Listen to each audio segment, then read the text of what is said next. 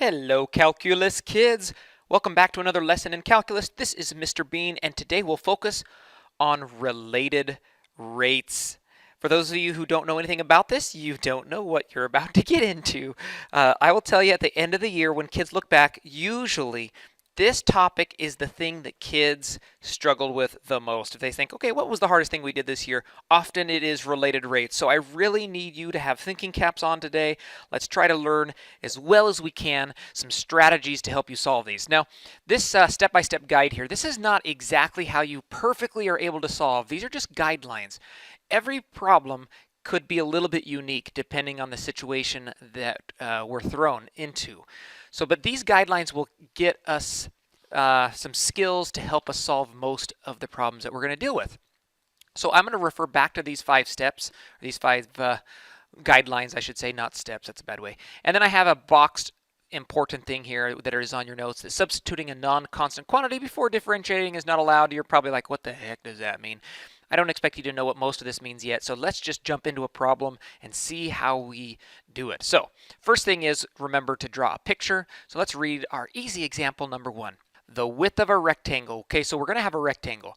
So I have this rectangle, and it's not increasing at an exactly constant rate, both the length and the width. It says here that the width is increasing at 2 centimeters per second, and the length is increasing a little bit faster. So what that means, let's see if I can get this, what that means is that it is growing faster this direction than it is this direction. Okay, so it's a moving or a dynamic rectangle here. It's changing. So at what rate is the area of the rectangle increasing when its width is 4 and its length is 5? What are we supposed to do?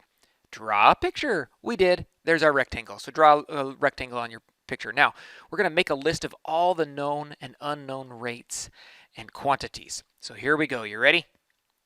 What I'm going to make a list of first is that we're increasing at a rate of 2 centimeters per second. The width is. So if I were to call this the width and this the length, and this whole thing is the area, then I'm going to have that the rate of change of the width. So I'm going to say that dw dt, the width is changing with respect to time, is going to equal 2 centimeters per second. You can write the labels or you can just put the number. We just got to make sure that all of our units are the same. Next we have the length. The length is increasing with respect to time at a rate of 3 centimeters per second.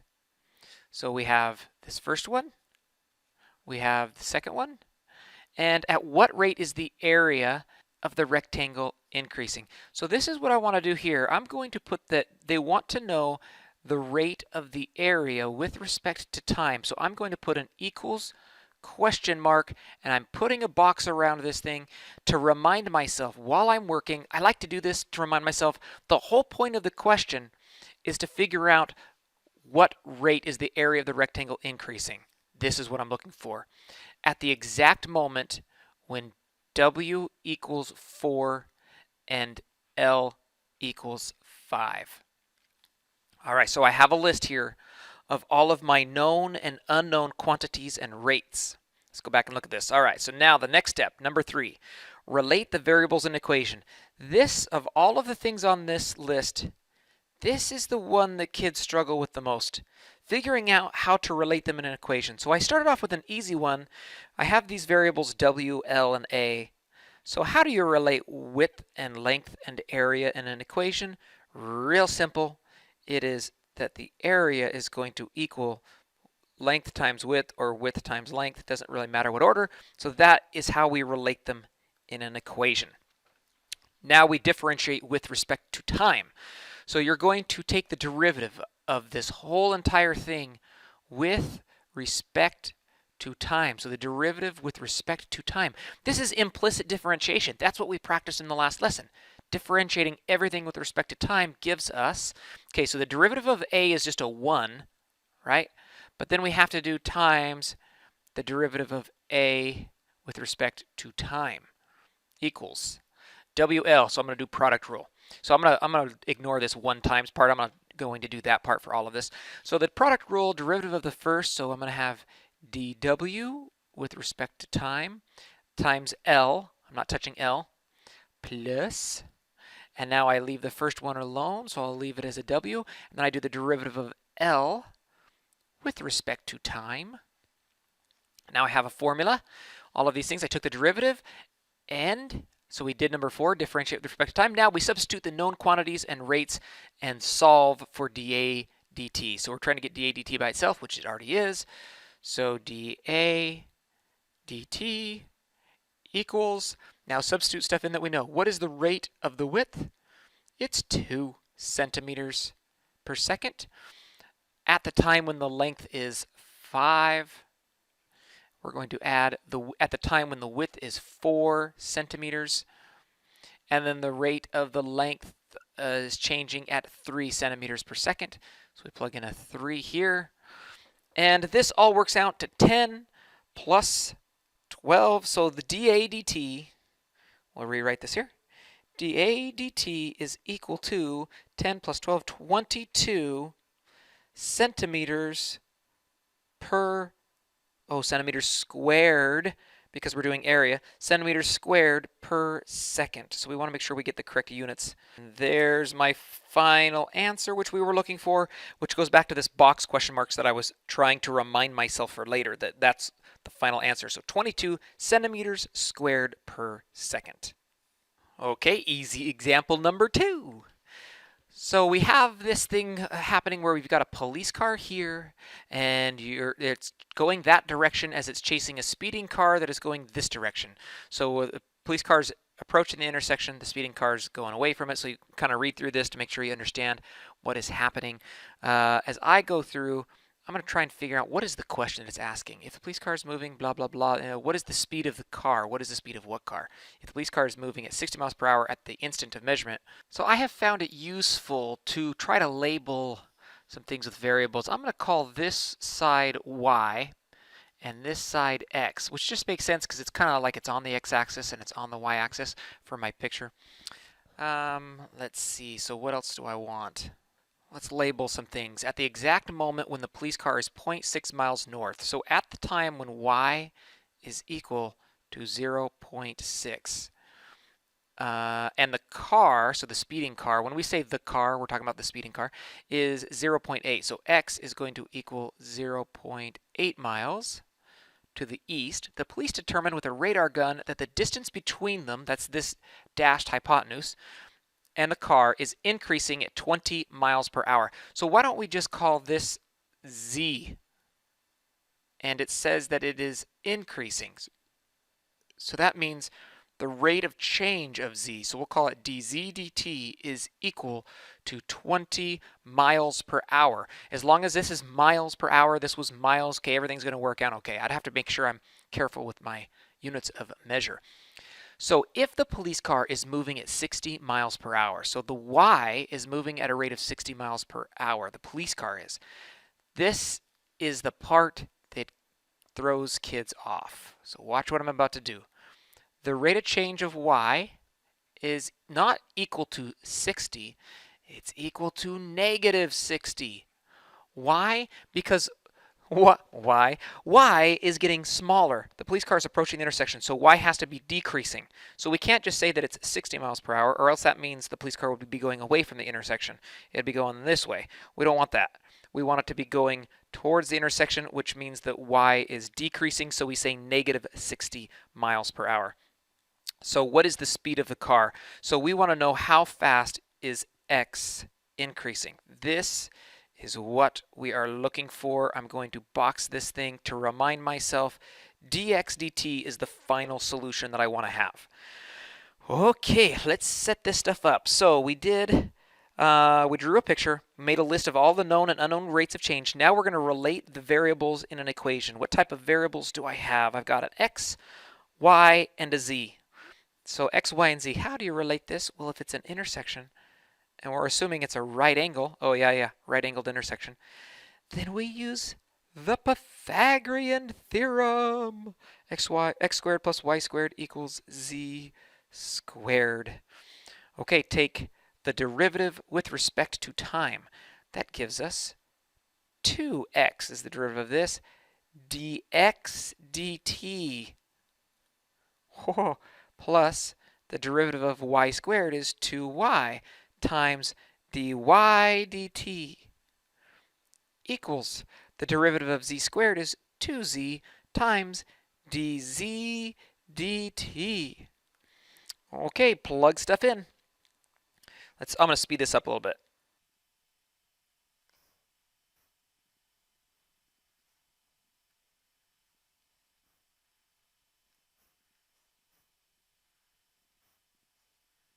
Okay, so we have some problems. One, we don't know what dx dt is. That's not really a problem because that's the whole point of this whole scenario anyways, to figure out dx dt, how fast the speeding car is going away.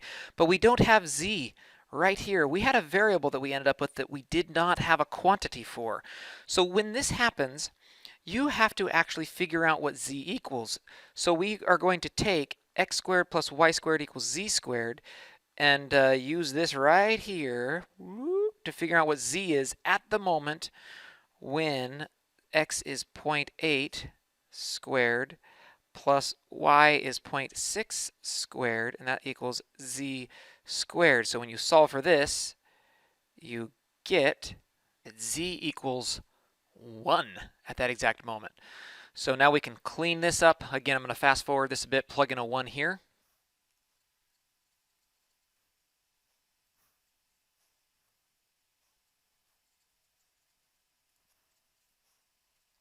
I have dx dt increasing at 70 miles per hour.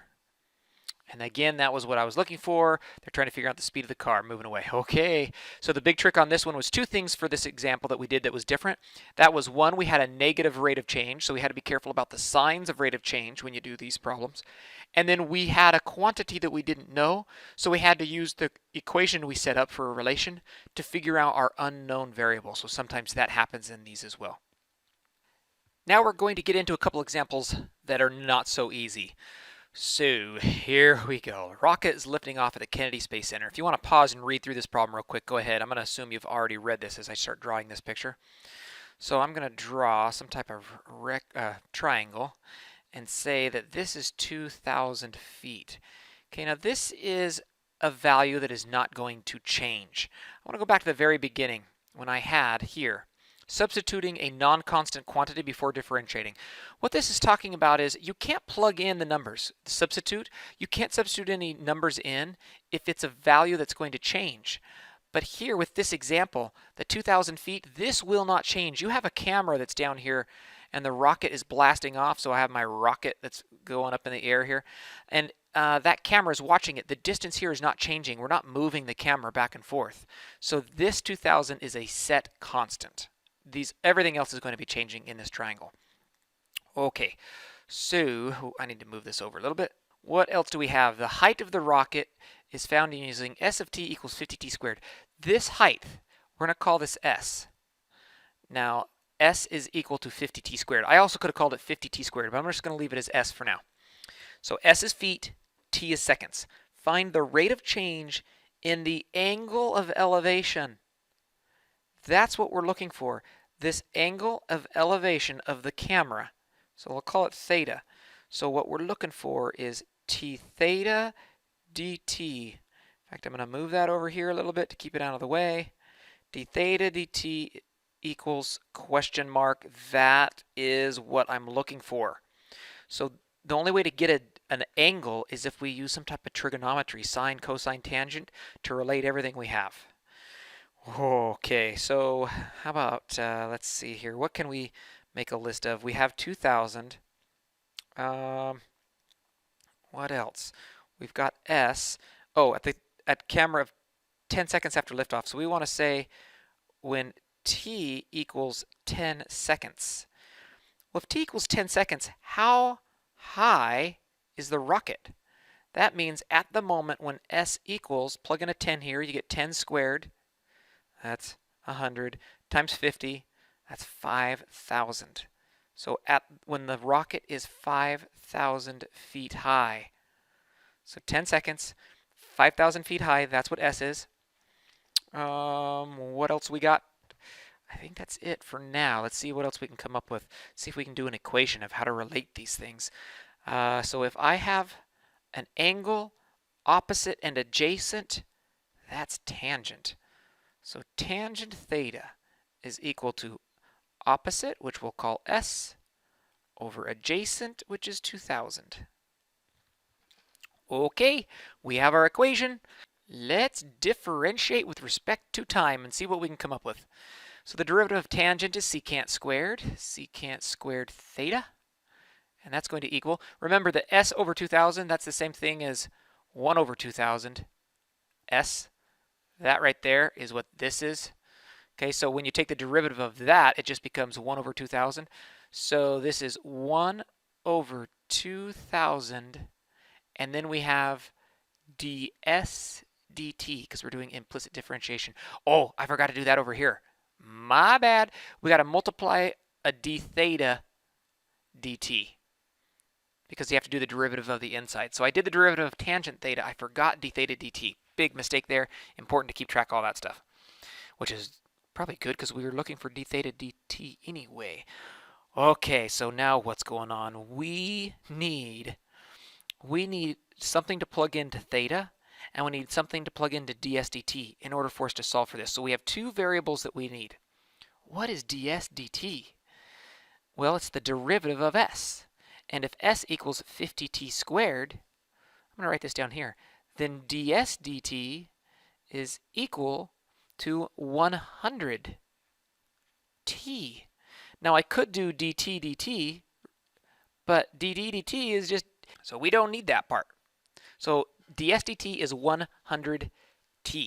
So let's clean this up a little bit. Remember that secant squared is the same thing as 1 over cosine squared. So that's what secant squared is. So if I multiply both sides by cosine squared, then I'm going to get theta dt is equal to, this is great news, we've got it by itself, cosine squared theta. This is over 2000, well, I'll just leave it as a fraction, times 1 over 2000. And then this ds dt, what's that? It's 100t. But we already know that t equals 10. So it's at the time where we have 100 times 10. So again, ds dt is 100t, so this is 100t. Okay, next step, d theta dt. What is cosine? So cosine is, remember, adjacent hypotenuse. So if we have the adjacent, which is 2000, over hypotenuse, we've got to know what the hypotenuse is. Oh man, so the hypotenuse, let's write this right here. The hypotenuse, if we use Pythagorean theorem, is square root of 2000 squared plus s squared. That's the hypotenuse. Okay, hopefully you can see what I'm doing here with the Pythagorean theorem. So cosine theta, remember it's cosine squared, so I'm going to write this with a squared. We have a fraction, and it is adjacent, which is 2000, over hypotenuse, which is the square root of 2000 squared plus s squared. This is getting a little bit sloppy here. Now here we can clean up. I'm going to grab my calculator and discover that this cleans up into 1/2.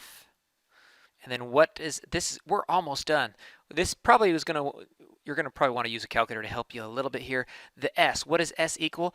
S is at the moment of 10 seconds, which we wrote down here that this is 5,000. So it's the rocket's 5,000 feet in the air. So we plug a 5,000 in here. So d theta dt is equal to 2,000 squared. Holy cow.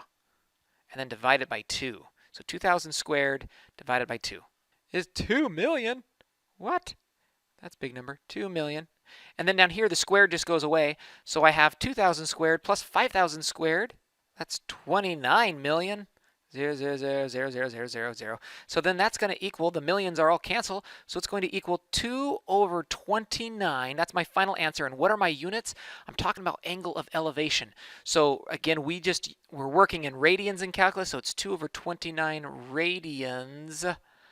Radians per, now what are we doing? We got to look up here. What did we do? T is in seconds. So 2/29 radians per second. So as the rocket increases and is flying straight up in the air, the angle of elevation of the camera is having to change by, at that exact moment, at 10 seconds, to over 29 radians per second. Holy cow, awesome problem. Go to our last one.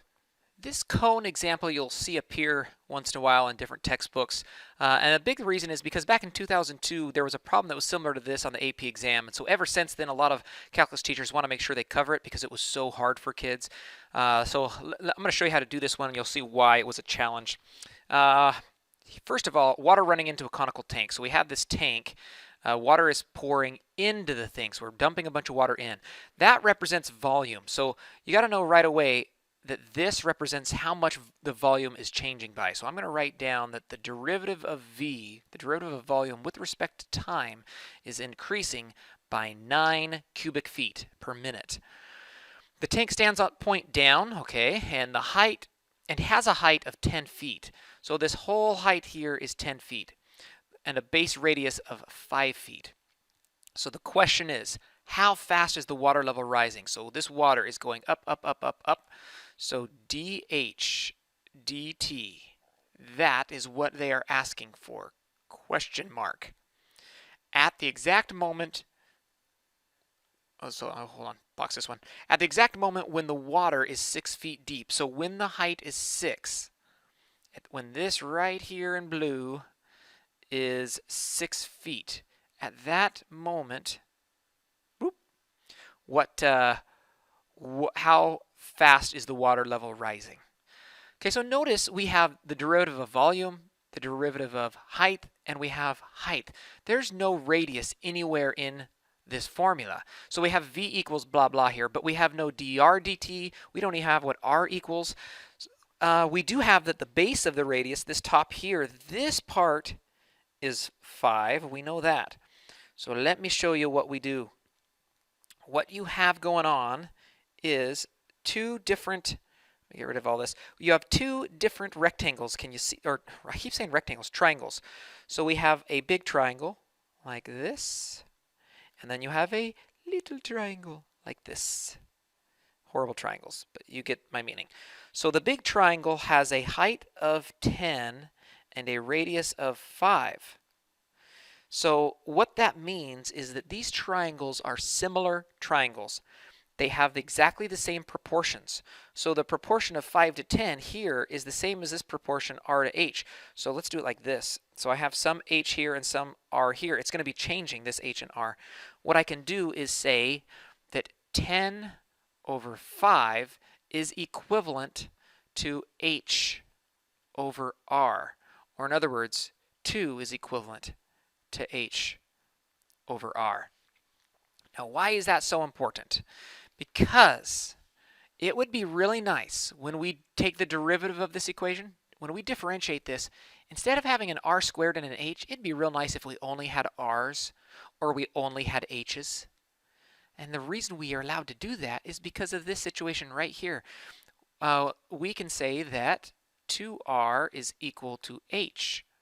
So if we wanted, we could take 2r and plug it right there into h and have only r's. Well, now we don't want to do that because over here you can see the variables and information we have is we're looking for dH dt, and we know what h equals. So instead, we want to say that r is equal to h over 2. And if we know that r equals h over 2, then I can rewrite this volume equation. So let's rewrite it down here. I'll just start right here. Volume equals 1/3 pi.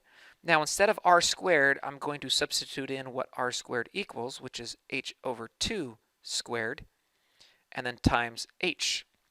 Let's clean this up a bit before we take the derivative. So let's see, we're going to have, once we clean this all up, I'm going to have a fraction of pi over 3 times 4 is 12 h cubed. All right, that's my volume equation only being in terms of the height for this cone. Take the derivative of this and we get dv dt equals 3 comes down. 3 pi over 12 reduces to pi over 4. So you can do this long ways. I'm just trying to do this fast, but 3 comes down. 3 pi over 12 reduces that fraction, and then we get h squared dh dt. and then we're going to plug in all of the information that we have. So dV dt, the volume is increasing by 9 cubic feet per minute, equals, we have pi over 4 at the exact moment when the height is 6 feet squared. Then we're looking for dH dt.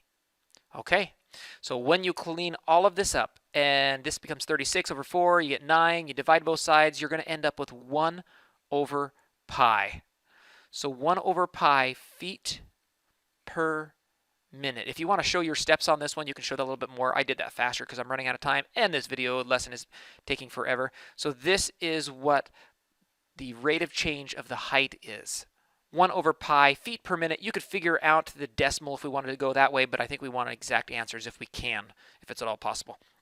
Okay, we finished this lesson. What I'm going to do is I'm going to actually do a little walkthrough for every single problem on this practice set. So you can click the links below, just follow below where you see the solution and solution links, and I can show you if you really get stuck on any of them how to do these problems. All right, rock that mastery check. See you back in the next lesson.